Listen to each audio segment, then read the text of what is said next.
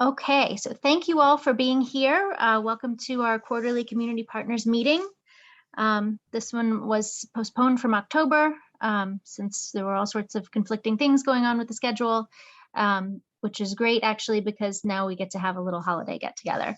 So I'm thrilled you're all here, and I'm going to just go through what we're going to cover today. So first of all, welcome to our new members. We have a few new people, and I'll go over kind of a quick orientation to the partnership that a bunch of you have heard before.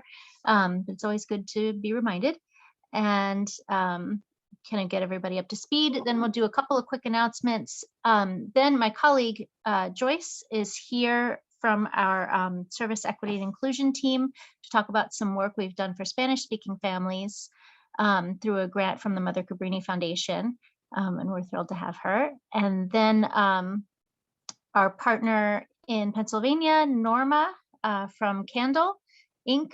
Reality Tour, will give a little partner spotlight about her organization, and then we can kind of hang out and have some holiday cheer. So that's the plan for today. So for new members, just wanted to give everybody a quick overview. Partnership to End Addiction is a new organization, but it is the result of a merger between two of the oldest organizations in the field, Center on Addiction, which was also known formerly as CASA, and Partnership for Drug-Free Kids. So we've combined the sort of research acumen of CASA with the media and direct-to-family services that Partnership for Drug-Free Kids has. We're focused on supporting families with children of any age, so anyone from a young person who's just starting out learning about substances and or experimenting to someone who has a severe substance use disorder and has been through treatment several times. We focus on helping the family members of the people who are struggling know how to support them, know what to do, how to take care of themselves, and help their loved one. So we also work with research, policymakers, media partners, advocates to help the helpers in a variety of ways. Community Partners Network, this very program here, is a national network of locally based organizations that serve families struggling with substance use, mental health issues. A lot of us have a prevention focus as well. And the reason for this program is to foster collaboration and communication amongst partners across the country so that people are not struggling by themselves in silos, but have a group of peers to lean on to get ideas for their work and strengthen their work. And collaborate in various ways. And I'm proud to say that I've already seen some of that starting to happen, even though this is a relatively new program. And I'm delighted to see it. So we also help to disseminate some of the resources that the partnership has to organizations around the country so that you're not having to reinvent the wheel, but you can take advantage of some of the things that we have to offer. We rely pretty heavily on this group for feedback, for, if we're working in a specific location and we need a local partner, we go to community partners first. So we're really feel that this is a valuable group and one that helps us in our work, hopefully as much as we're able to reciprocate. So right now we have 146 members, which is great. We've more than doubled this year, and we're continuing to grow. And so here we're coming into the announcements part. I wanted to let you guys know about some changes that we've made to the Community Partner Hub page. And I'm going to actually stop share and show you the page. So we'll go to a new share. If I can find it, I had it up. Where is it? Well, maybe I'm not then. Shoot. Well, we'll go back to my slides then. Apologies, guys. So anyway, the point of telling you all this is that I've added some stuff to that page. So in addition to the calendar of events, the form to submit your event, your community partner badge, contact sheet, and co-brand resources, I've also added an archive of past newsletters, webinars that we've done for this audience and recordings of our meetings. So new partners can get up to speed. You guys can refer back to, whatever information you were looking for. If you remembered something from a meeting and you couldn't remember what it was, that's all there now. And the link is drugfree.org, Community Partners Hub, and Community Partners Hub is all hyphenated, and the password is End Addiction. It's password protected so that only our members can access it. So please don't share that.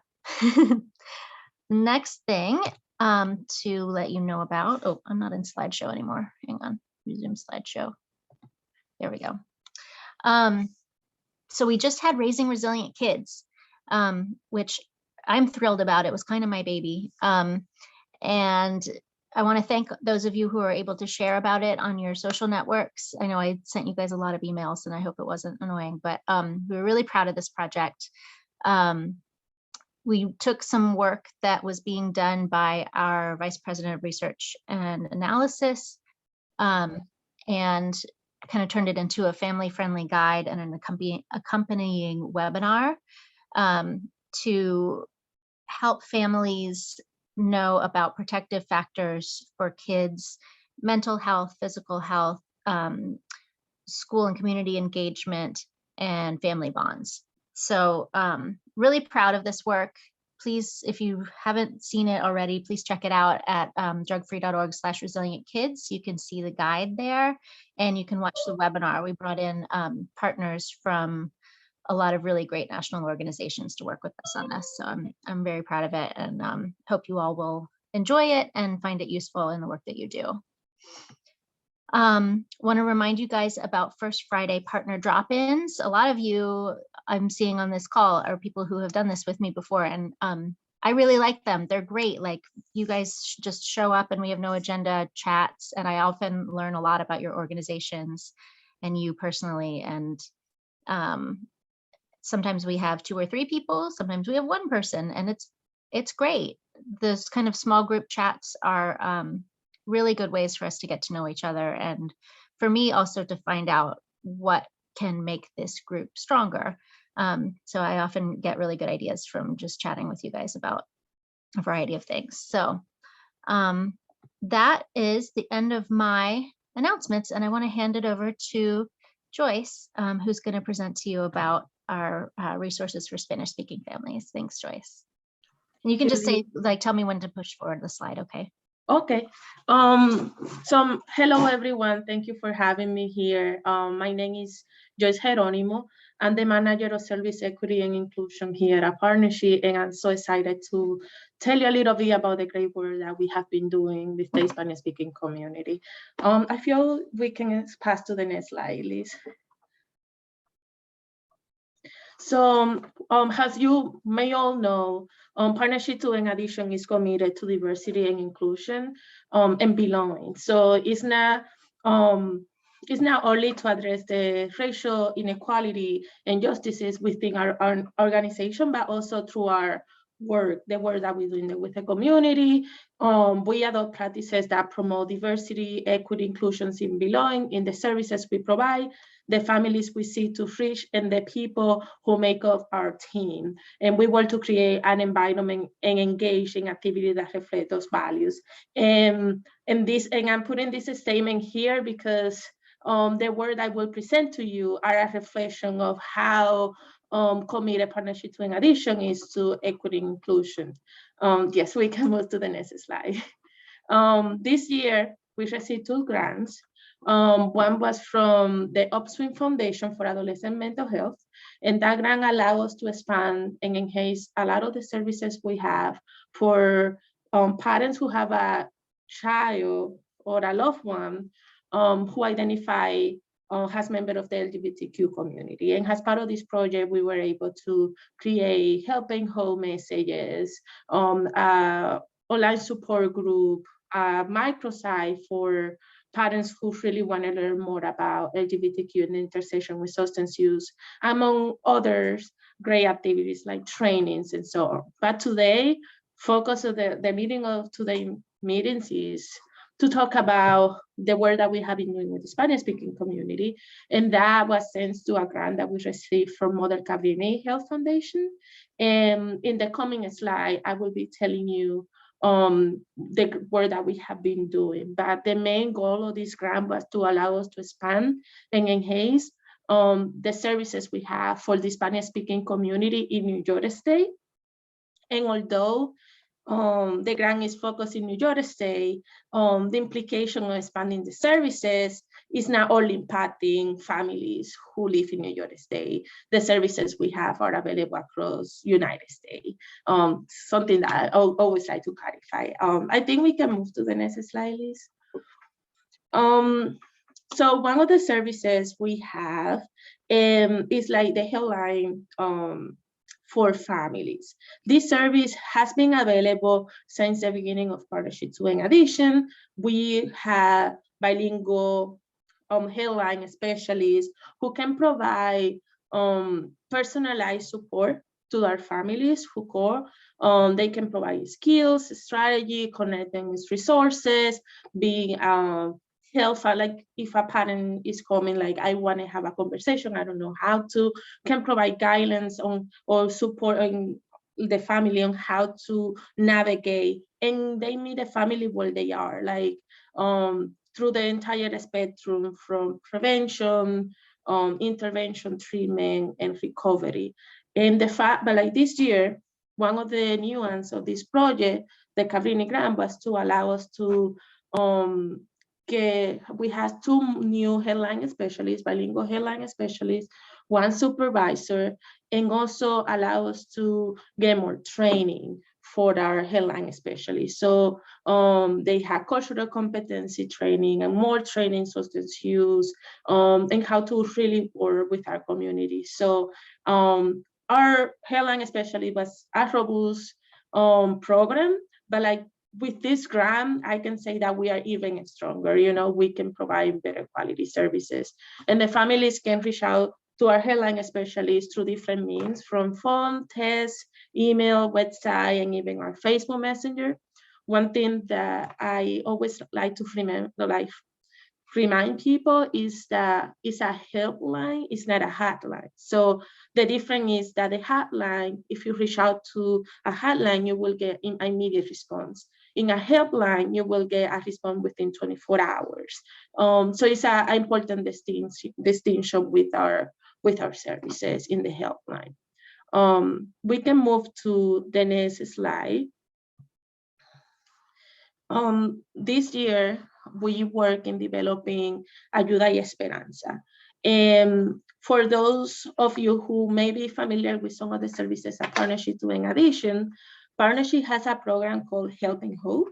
It is a text messenger, automatic text messenger program where in English, where families reach out and say, I want to subscribe to those messages. It provides evidence-based skills and strategy to the family. So when the family member is like, I want to be part of Helping Hope, they receive an assessment, a brief questionnaire where we understand what is the state on it. It's like, are you looking for prevention material? Are you looking for intervention? Is your loved one struggling but not motivated to receive treatment? Or is your loved motivated to receive treatment or recovery? And based on those variables, including gender, ethnicity, sexual orientation, families receive personalized messages, but those messages were not available in Spanish. So one of the great things that we were able to do this year was, we have a very robust and big Helping Hope program. So we start by using data to identify 2 tracks, almost 3 tracks, and translate them, and making sure when we talk about translation, a lot of people say this is just like changing from English to Spanish, but like we make sure that it's culturally appropriate as well, because a lot of the concept or example we want the families to identify with it. So we culturally translate 3 tracks. We have prevention, early intervention, and sustainable concern. And the messages that we have right now are for parents and grandparents. So basically, we launching this program December 23rd. So families who want to have support via test the Ayuda y Esperanza, the MSS automatic test messenger program, they can subscribe and they will receive 90-day messages based on the state of need where they are and like what we have available for them right now in Spanish, which is prevention, intervention, substance of concern. So I think this is a great step in the right direction, and there is more work to be done. Our program has many other tracks, but in this year, I'm very happy that we have. This program right now has over 200 messages. So, and we will continue working on it. We can move to the next slide, please. And the last piece of like major deliverables for the Cabrini grant was to allow us to develop a microsite in Spanish. In the past, we have in our drugfree.org, we have recursos en español, which is the button in the tab.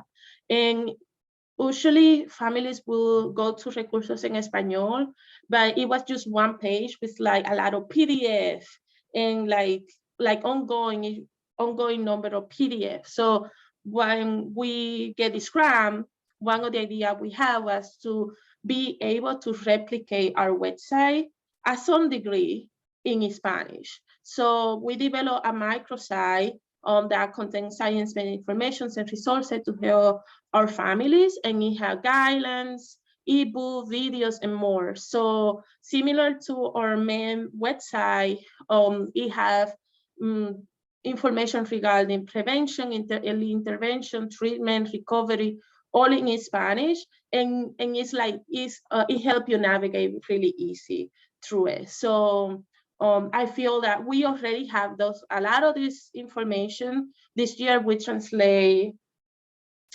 approximately 30 articles, and we have a lot of this information before in Spanish. It's just like when you allow it to be more user-friendly and more accessible, is more beneficial for our family, because like when families are in stress, like they don't know what to do, like the easier that you provide information, the access to the information is the better for them. So I'm happy that we now have a nice microsite where our families can go and receive resources. I think this is my last slide, Liz. Oh, I'm sorry. The last piece of the grant is education. So at the beginning of the year, we start the whole program started conducting a need assessment. We reach out to organizations that serve Spanish speakers, regardless on if they work with substance use.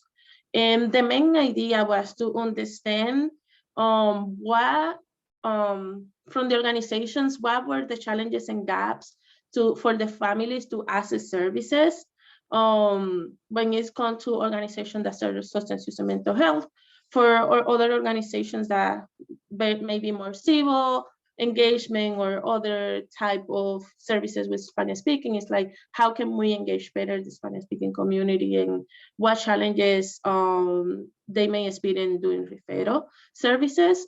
And from that data, we inform all the programs I mentioned before. We inform the reasons why we decide to do intervention and early prevention and early intervention was because that was two major areas that the need assessment show interest in the family.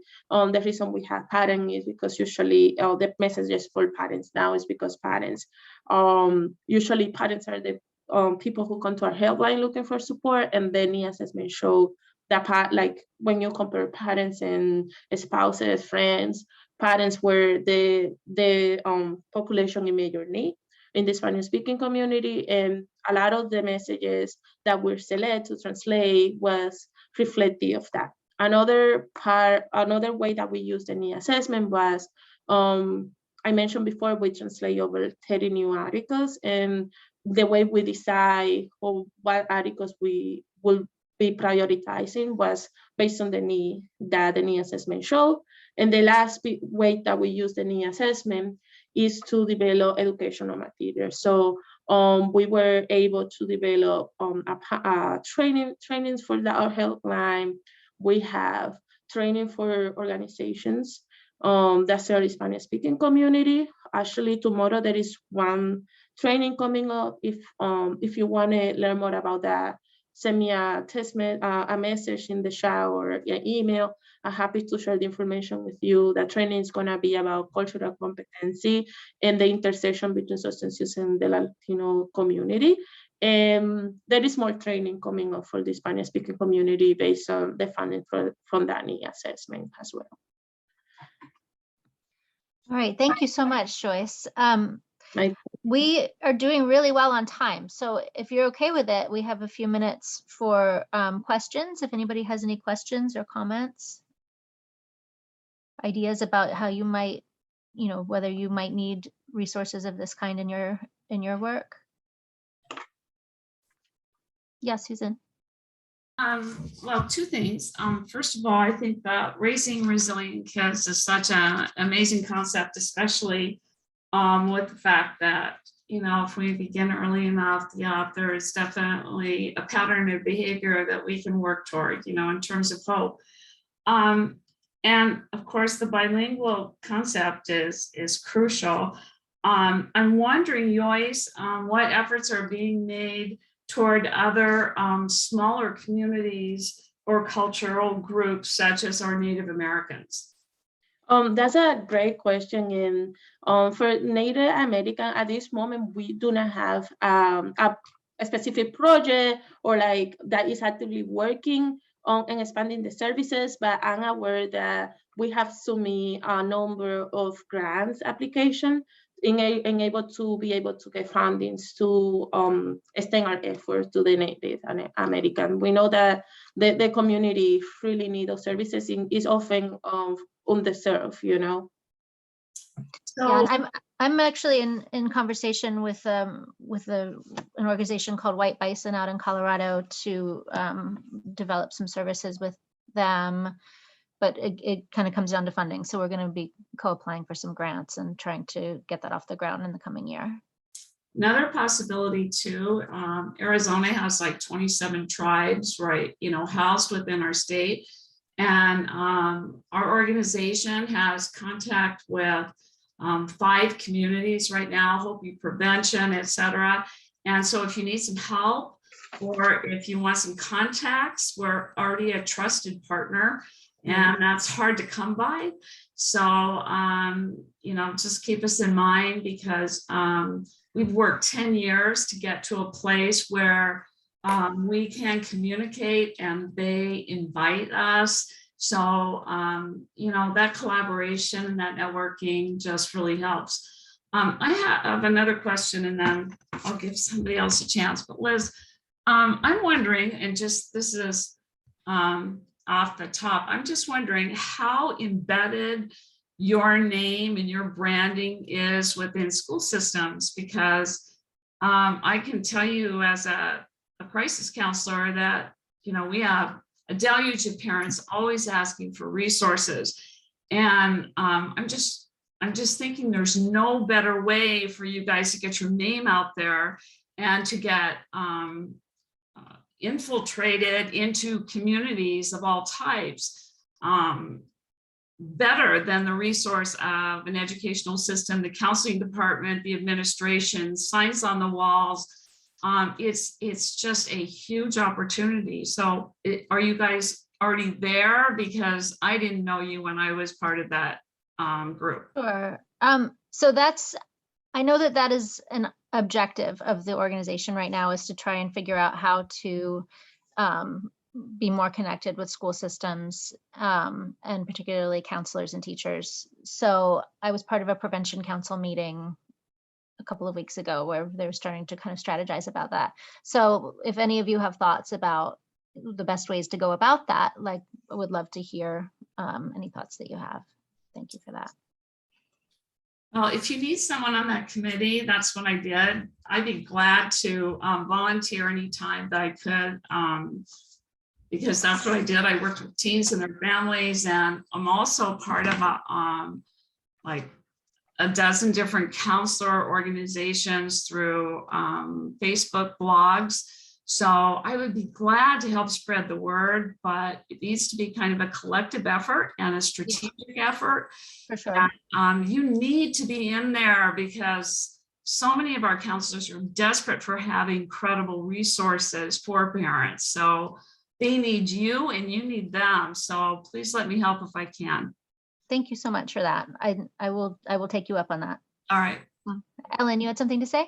Yeah, I have a few things to say. So as you keep speaking, Susan, there's more and more that keeps popping in my brain. So what's so interesting, because I'm in New Jersey, is listening to how you're talking about your part of the country, right? So where we are, in New Jersey in particular, we have a very organized prevention network of that's systemic. So there's 21 counties in the state, and every county has a prevention agency. So listening to you, Susan, I guess I have a question is, what about co-branding some of the materials? Because we're in the schools. We have, in our particular county, we have 70 school districts, and our agency happens to be in more than half of them, and with all of these communities. So it's very complex, but yet there's already a presence in a variety of ways within the community itself that it would introduce the partnership with the co-branding of an entity that's already known, that's providing evidence-based programming and services for children and families, et cetera. So just, I mean, that question is, are there co-branding opportunities? Yeah, I think so. I think that actually might be a really terrific way to go. It's not 100% my decision, so I don't want to, overstate it, but I would think that would be a very smart strategic way to go about it. Okay, that would be great. Thank you. And then I also have a question. So I'm like always thinking this systemically is, so in the state also, there were some dollars through block grant funding that each of the counties is going to have what's called the prevention hub, which is going to be a warm line, where we're going to be doing the same things that you mentioned, Joyce, with prevention, understanding, intervention, treatment, recovery, resources, et cetera. And I'm wondering if when people call the national line, because you're a national entity, right? If it comes to New Jersey specifically, if there was a way to divert, not instead of, but in addition to the services that you provide to help people find a local resource for information, because local is, really important, right? So that, because we're going to be the ones that if they want to stop in the office, they can stop in and talk to somebody directly. So that was just another thought and a question around that, if that might be something to just consider as you roll all of this out. Yeah, that's a great point. And we are aware that has a national entity, like a lot, and also like we serve families, right? So like we have a data set of like organizations by the community they are, and like whether they serve family and or the individual as well, because we may have like the individual themselves calling for support, and we just serve the family.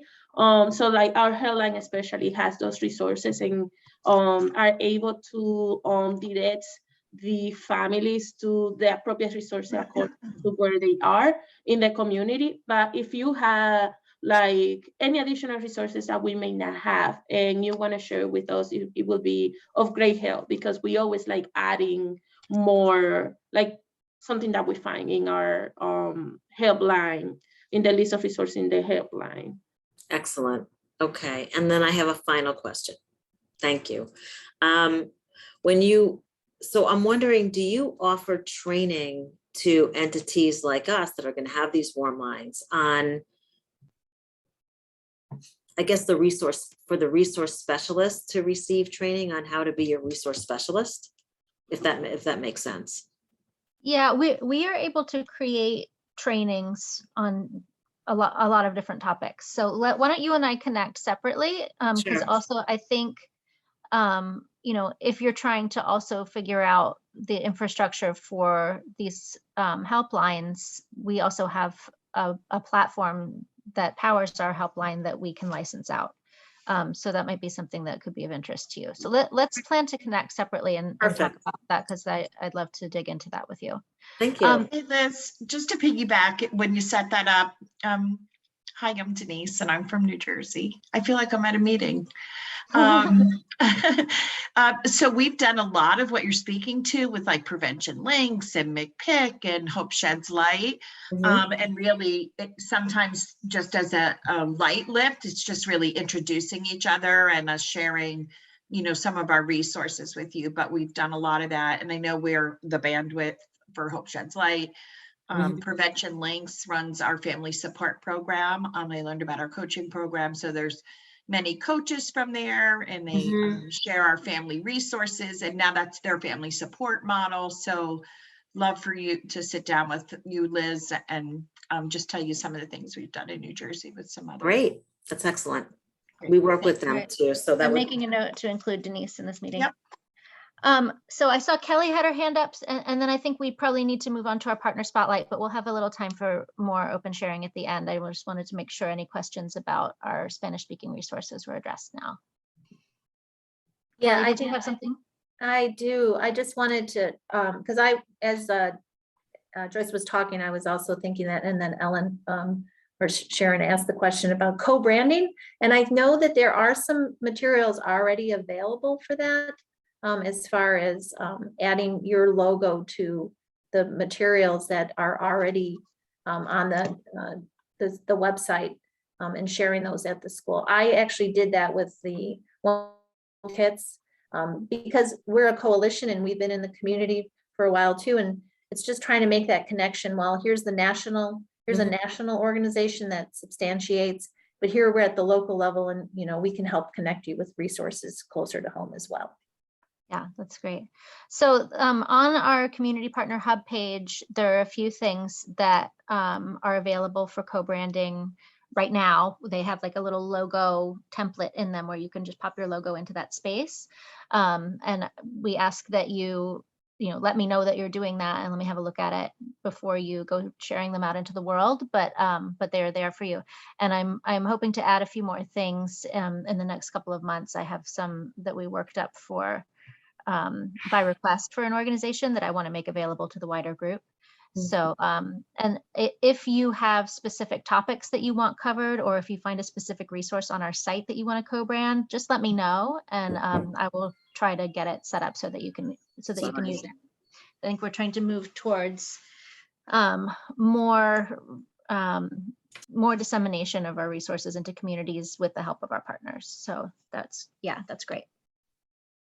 Okay, Norma, would you like to take over and tell us about your organization a little bit?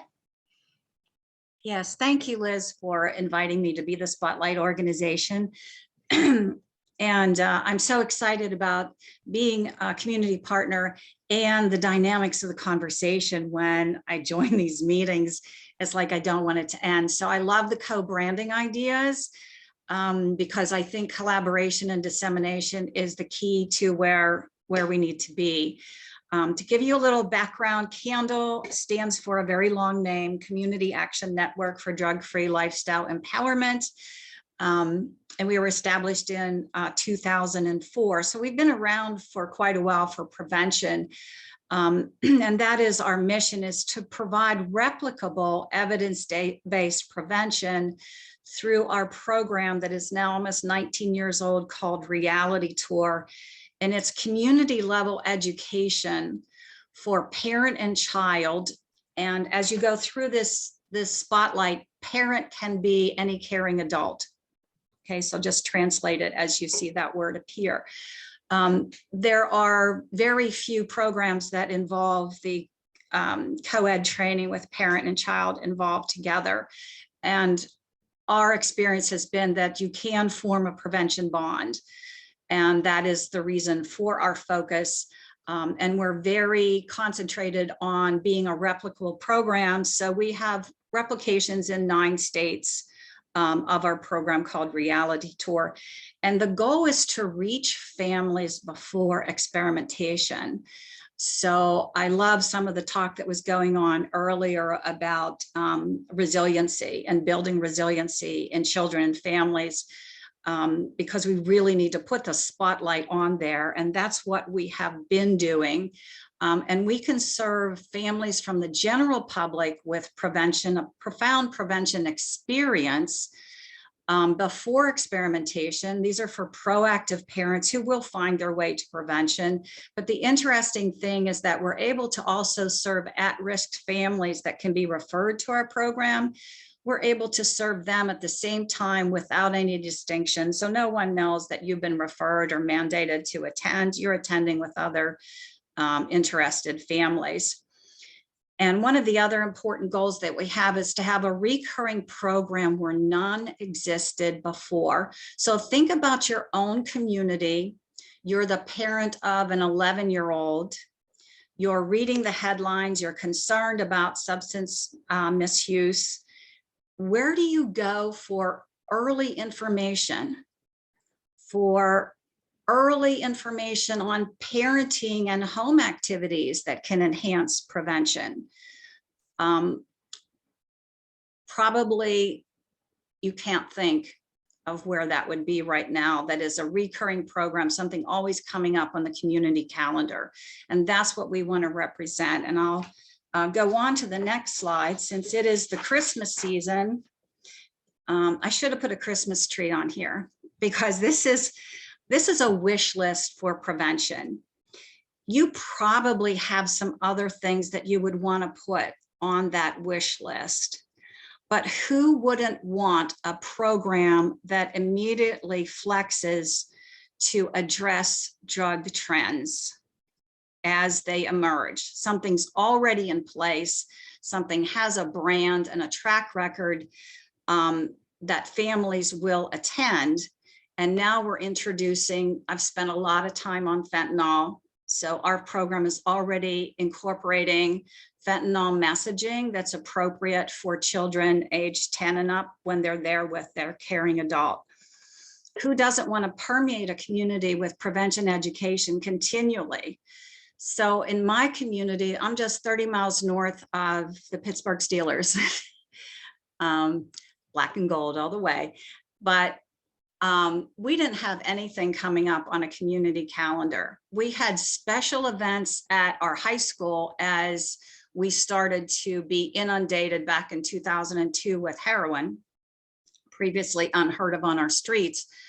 So people came out for some meetings, but after a few years, those once a year, twice a year meetings at high schools, the only people showing up were those of us interested in prevention looking at each other.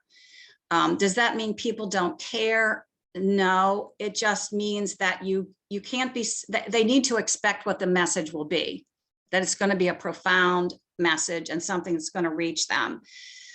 We find that educating parents and children together at the same time forms a bond for prevention. When they leave our program, each of them knows what their responsibility is. And we clearly explain the areas of responsibility for each of those cohorts. In addition, we send them home with a prevention launch, a home prevention launch, so that they can begin to emulate the activities that we feel are helping families prevent experimentation in the first place, and keeping those open lines of communication about substance misuse and what is happening with peers, etc. The partnership with schools that we have developed over the years, it wasn't an immediate part of what we did. We used the 12 sectors of the community that SAMHSA recommends. And that's the core of our organization, is reaching out through a stakeholders meeting to start Reality Tour interest, check out if the concept is of interest, and hosting a stakeholder meeting, especially at this time where you're trying to regain people's interest, whether you do this type of meeting virtually or in person. it's a reason to get together to talk about something new and different. And maybe it'll lead to adopting this prevention vehicle, but maybe it'll lead to something else, like what the partnership is doing, what our community partnership is doing, that that we're spending so much time on the training on today. Maybe it'll lead to a co-branding there, or accessing those resources, but just get the conversation going again and having a focus on prevention and what we can do to push back against what culture is giving us. So school partnerships ended up being very, very important to us as time went on, because to have this program on the calendar of community events, it means the program is happening at different dates. So we need a different audience for each of those upcoming dates. And the school really helps us populate those programs, because they start the school year with their grade of emphasis for reality tour. It's for children age 10 and up with their parents. But the schools pick a grade of emphasis. Here's where we're going to put our concentrated effort. Most of the schools are picking 6th grade. And when they have their open house in the fall, we are there, the school is there promoting, parents, take your child to reality tour one evening, sometime during their 6th grade school experience. Some of the schools go as far as to assign a homeroom to our different dates. So we really travel with presenting the program during the school calendar year. That worked really well pre-COVID. We've had to adjust. We're doing some virtual online presentations, but we're back with getting started with in-person events again. And we tend to fill the program. And we have a dedicated audience level of about 60 persons, so that we can be very personable with each person there. So we are really set to serve that many people at a given time and present the program with frequency, so 60 people can come the next month and the next month. And we handle those registrations largely through Eventbrite. And we incorporate the recovery community. The recovery community was so important when this program was launched and before we got to evidence-based status, and we were all in the mode of we have to do something. So the program is populated by volunteers. The recovery community was so important in those volunteer roles, but we also have a segment, and you'll see in another slide, where we want to interview a recovery spokesperson to talk about recovery, to talk about experimentation, and so that the speaker isn't like one person telling you what to do all evening. We're changing that up.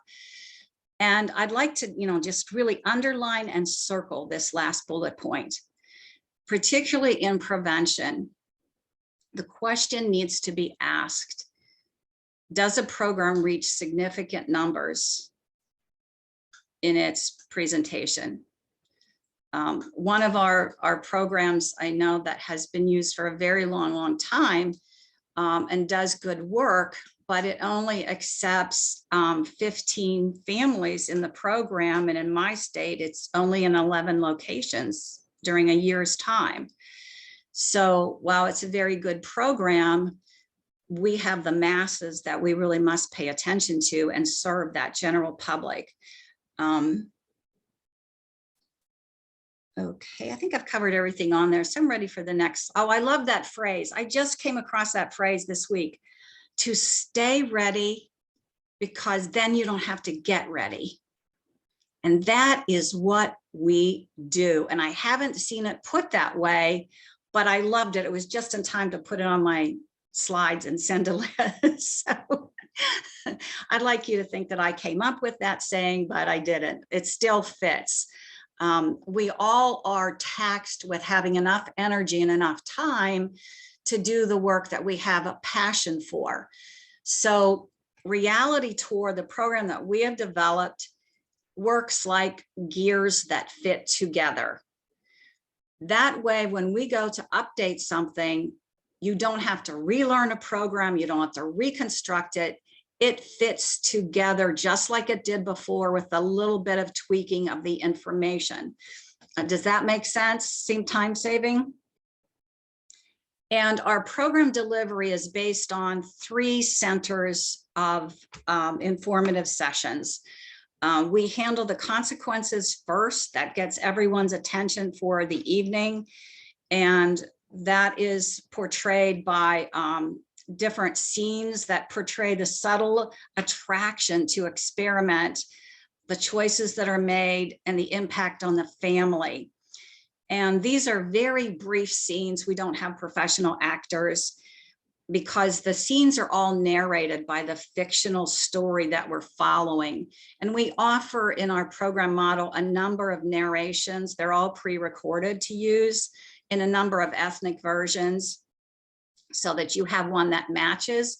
And if we didn't create the perfect match for you, you can record it and we'll produce it and send it back to you so that we have a good fit. But the consequences are kind of like if you've been in the movie, maybe you watch Titanic and you know what's going to happen, but you're still hoping some way, somehow the boat is going to stay afloat. I mean, do you find yourself doing that in real stories? You know the ending, but you really want to change it. And that's what begins to happen in that consequence segment. And unlike saying that everyone will experience the ultimate consequence of experimentation and addiction, we actually flip that. So in the narration, what you hear the youth saying is, once I was just like you.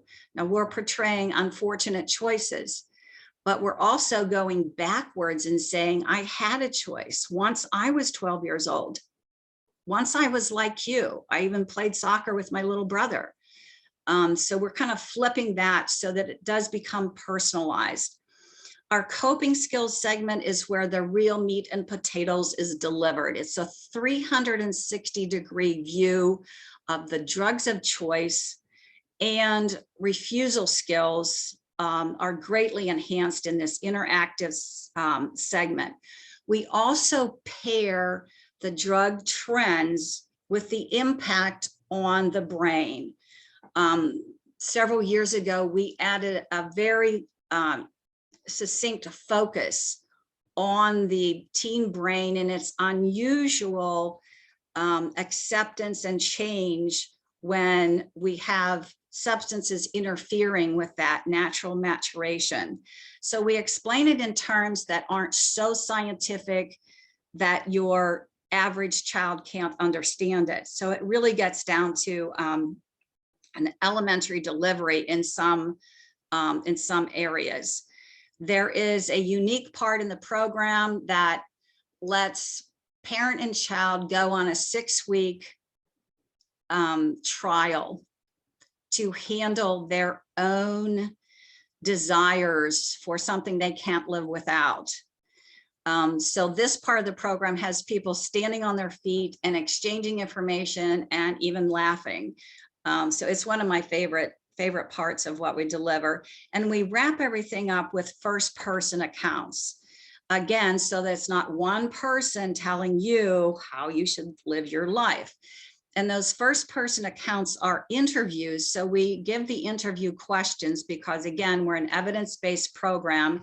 This is not the same as having somebody stand up and tell their story, so to speak, as often recovery interviews go. So there are prescribed questions that the tour director will ask the recovery spokesperson, and we are aligned with a youth detention facility whose children earn the right to come off campus because they are at this place in their recovery where they can come and give back.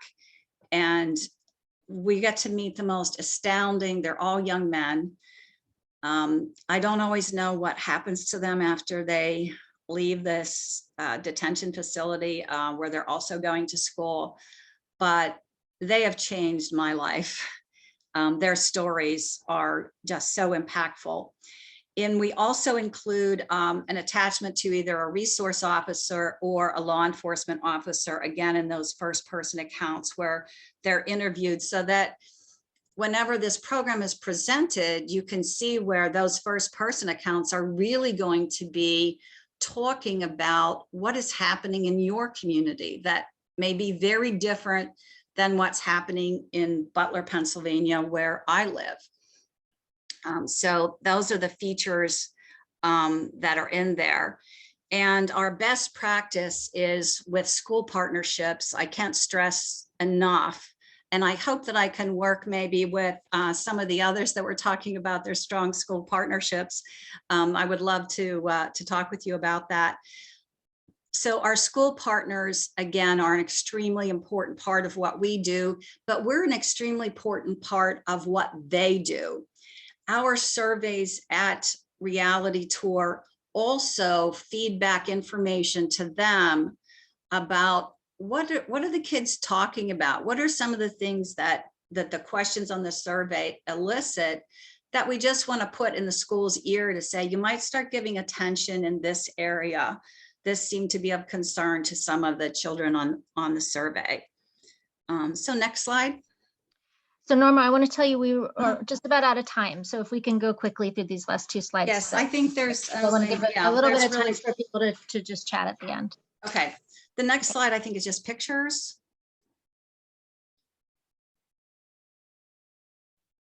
So I just wanted to give you some images. I love this one on the top where the father's talking to the son and they're leaning into each other.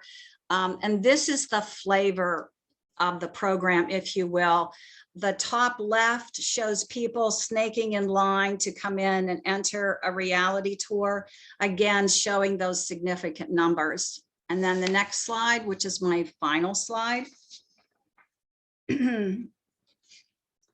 This is brand new. This has not been offered anyplace else. It is fresh off my keyboard. We had been thinking about this for a long time, but I was able to seal the deal before today's spotlight. And we are creating what we call a gap grant that will be available particularly for our community partners. And the gap grant is, let's say you have that stakeholder meeting. Everybody wants to do this, but you can't come up with the funding for it. And I don't have it on here, but our program model, which is everything you need to replicate just as we do, right down to the letterhead and the name tags that are imprinted with logo. Everything is $3,500. That helps us regain some of the cost that we had to spend to get to evidence-based level. If you have that stakeholder meeting and you come away and say, well, you know, we're not gonna be able to raise that amount of money in a short period of time. We have what's called a gap grant that will, based on eligibility and how poised you are for being organized for this program, will fill in the gap and supplement and give you a credit to reach that $3,500 so that you can acquire the program. Our website has a lot of videos, more information, and I'm going to wrap it up right there. Thank you, Norma. Thank you very much. And I know a number of people have different programs, and so I encourage you to check out each other's sites and find the one that fits best for you. But I do want to give this as a forum for all of our members to talk about their work and their programs and all the things they have to offer. So thank you so much, Norma, for being in the spotlight this time. All right, so this is something I made. Oh, geez, that's cute. Just to wish you all a happy holidays. I actually made this as part of a kind of culture building project that we were doing at the Partnership for Spreading Holiday Cheer, where I gathered pictures of everyone's pets and made a little collage, and we made a donation of doggy toys to the Maryland SPCA. But I enjoyed this image so much, I wanted to share it with you all and wish you very happy holidays. And we're at time. I can hang out for as long as you guys want to hang out, and we can just kind of have an open chat about whatever you would like to share. But I know some people will have a hard stop at 4 and have to go. So I want to thank you all for being here, and I'll stay on and chat for as long as you all want. I'll stay on for a minute, Liz. Hey, Hey, Mary Beth, how you doing? okay, I'm going to show you. I wore my ugly sweater. Yay! It's very good. It's Rudolph has headphones, it looks like. Yeah, my granddaughters found it at a resale shop, and then they decked it out for me. So yes, Aw. Perfect. I thought it Excellent. almost went with your dog image, which is awesome. You did a great job. Thanks. Every dog got a little decoration. This is my dog Audrey up here, Oh, and this is my kitty Jojo, who made actually an appearance in this meeting earlier by wagging her tail across the camera. Thank you, Jojo. that's awesome. Thanks. It was fun to make. We hope that it spread some holiday cheer. Is there a chance that we can get the email information from the people who participated today, just because we kind of ran short of time, and I would love to connect at least. Yeah, so when I send around my I always send up a follow-up email. You want Joyce's information and Norma's? Well, actually, I would like everybody who participated today, or even attended, like Ellen and Denise and everyone who was at this, because we all had a point of conversation. You know, we have something in common, so that if we carry on the discussion, everybody knows what we're talking about. Yeah, okay. So let me actually, hang on a second. I'm going to stop sharing for a minute and pull up the thing that I was trying to share earlier and couldn't. Hang on, let me get out of these slides. Okay. Community Partners Hub is here. Okay, now let me try to share this. You would think that we would all be so good at Zoom by now. All right, so I want to show you here. I made the contact sheet available on Airtable. So everybody who's listed here has agreed to be in this contact sheet. We have a few members who never answered me, so they're not here. But if you answered me, you're here. And so you can see, let me go up to the top. So Candle Norma is here. Denise is a partnership employee. So she's Dee Mariano at toendaddiction.org. But everybody else from here, I think Ellen is on here. Ellen is a relatively new member. So I think Is Joyce in there? Joyce is not there. Joyce, she spells it Joyce and says it Joyce. She's a partnership employee as well. So I can share that to you separately if you want. Okay. Susan, send. I also think she may have put her email in her slides, and I'll share the slides. So you guys can have I that. think she did have it in there. Yeah.